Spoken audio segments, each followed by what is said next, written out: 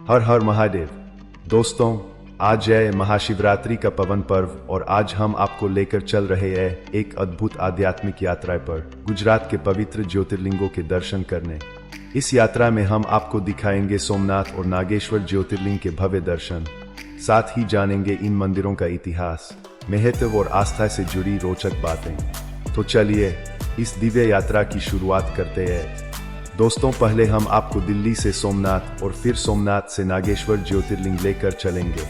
अगर आप दिल्ली से सोमनाथ ज्योतिर्लिंग के दर्शन करने की योजना बना रहे हैं और ट्रेन से यात्रा करना चाहते हैं तो यह वीडियो आपके लिए है। आज हम आपको बताएंगे कि दिल्ली से सोमनाथ कैसे पहुंचा जा सकता है, कौन कौन सी ट्रेनें उपलब्ध है, यात्रा में कितना समय लगेगा और रास्ते में आपको किन चीज़ों का ध्यान रखना चाहिए। दिल्ली से सोमनाथ के लिए कोई सीधी ट्रेन नहीं है, लेकिन आप वेरावल रेलवे स्टेशन तक पहुंच सकते हैं, जो सोमनाथ से सिर्फ 7 किलोमीटर दूर है। वेरावल के लिए दिल्ली से कई ट्रेनें उपलब्ध है। इनमें से कुछ प्रमुख ट्रेनें हैं। सबसे अच्छी ट्रेन दिल्ली से वेरावल सुपरफास्ट एक्सप्रेस है, जिसका ट्रेन नंबर 19,263 है। यह train Delhi Sarai Rohilla railway station से रात 8:20 बजे चलती है और वेरावल रेलवे स्टेशन पर अगले दिन रात 8:35 बजे पहुंचती है। इस ट्रेन में हम लगभग 24 घंटे सफर करके वेरावल स्टेशन पहुंचेंगे। इस ट्रेन की खास बात यह है कि ये सीधी वेरावल तक जाती है। इसके अलावा दिल्ली से अहमदाबाद और फिर आप वेरावल पहुंच सकते हैं। आइए अब जानते हैं कि आप वेरावल से सोमनाथ कैसे पहुंच सकते हैं। वेरावल रेलवे स्टेशन से सोमनाथ मंदिर केवल 7 किलोमीटर दूर है। यहाँ से आप कई साधन ले सकते हैं, जैसे कि ऑटो रिक्शा, लोकल टैक्सी या फिर गुजरात परिवहन की बस से भी आप सोमनाथ पहुँच सकते हैं।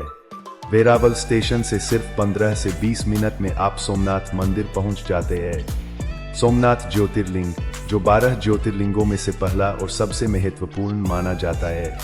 इस मंदिर का उल्लेख शिव पुराण, स्कंद पुराण और श्रीमद् भगवत गीता में भी किया गया है।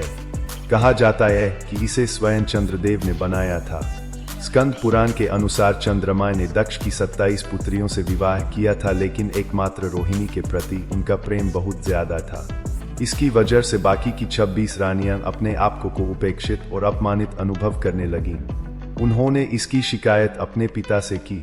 पुत्रियों की वेदना को देखकर राजा दक्ष ने चंद्रदेव को समझाने का प्रयास किया, लेकिन वह नहीं माने। इस पर राजा दक्ष ने चंद्रमा को धीरे धीरे खत्म हो जाने का श्राप दिया। इस श्राप से मुक्ति पाने के लिए चंद्रमा ने ब्रह्मदेव के कहने पर प्रभास क्षेत्र भगवान शिव की घोर तपस्या की। चंद्रदेव ने शिवलिंग की स्थापना कर उनकी पूजा की। चंद्रमा की कठोर तपस्या से खुश होकर भगवान शिव से उन्हें श्राप मुक्त करते हुए अमरता का वरदान दिया।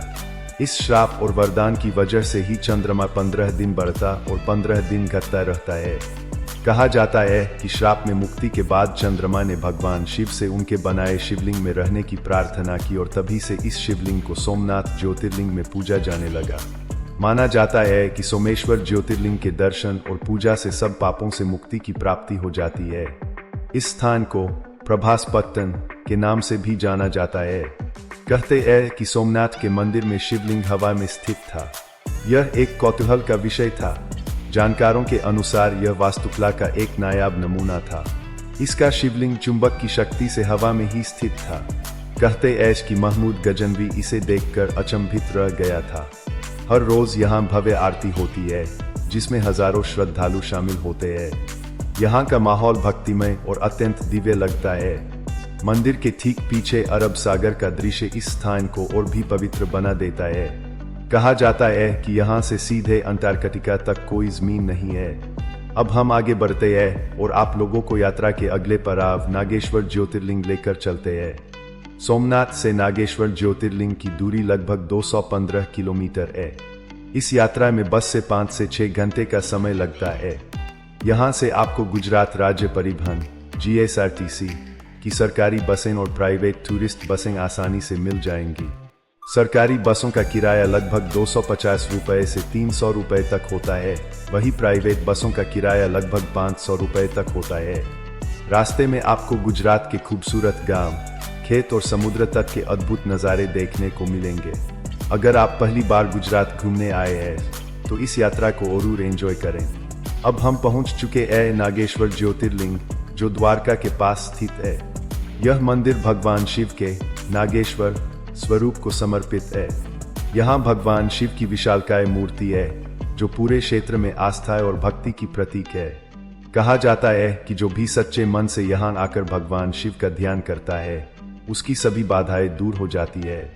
पौराणिक कथा के अनुसार प्राचीन समय में दारुका नाम की एक राक्षस कन्या थी।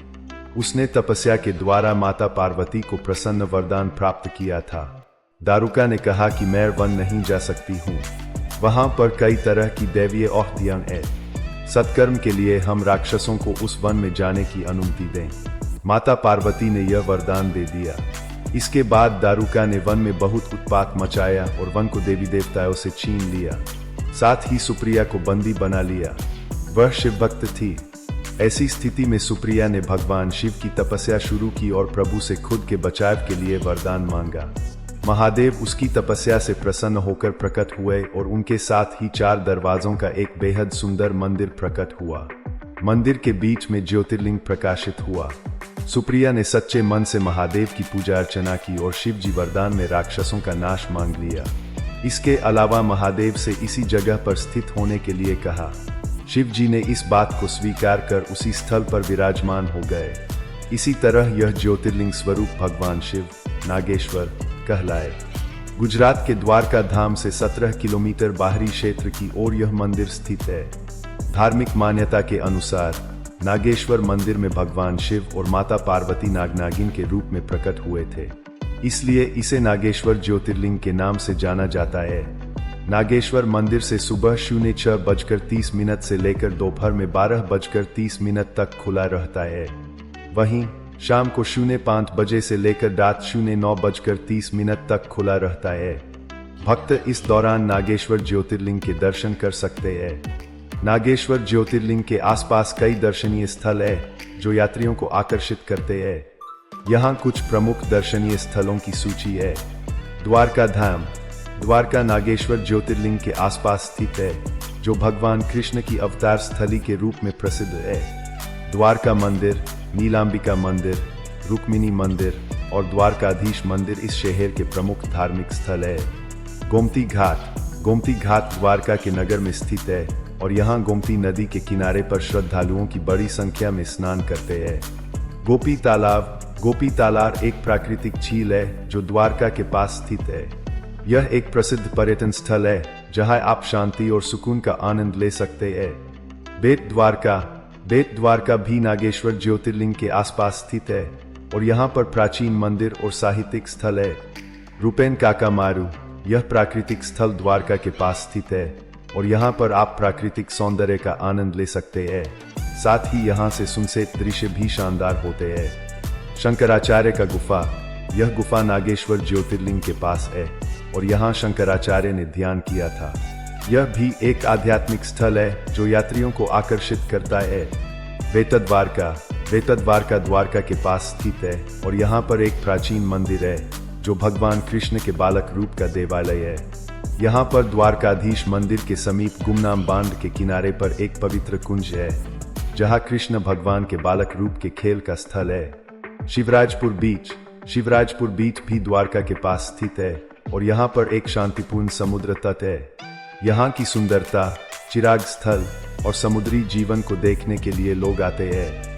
तो दोस्तों, हमारी गुजरात ज्योतिर्लिंग यात्रा यहीं समाप्त होती है। सोमनाथ और नागेश्वर ज्योतिर्लिंग के दर्शन करके आत्मा को शांति और असीम ऊर्जा की अनुभूति होती है। अगर आपको यह वीडियो पसंद आया हो तो लाइक करें, अपने दोस्तों और परिवार के साथ शेयर करें और चैनल को सब्सक्राइब करना ना भूलें। अगली बार मिलेंगे एक और शानदार यात्रा व्लॉग के साथ। तब तक के लिए हर हर महादेव।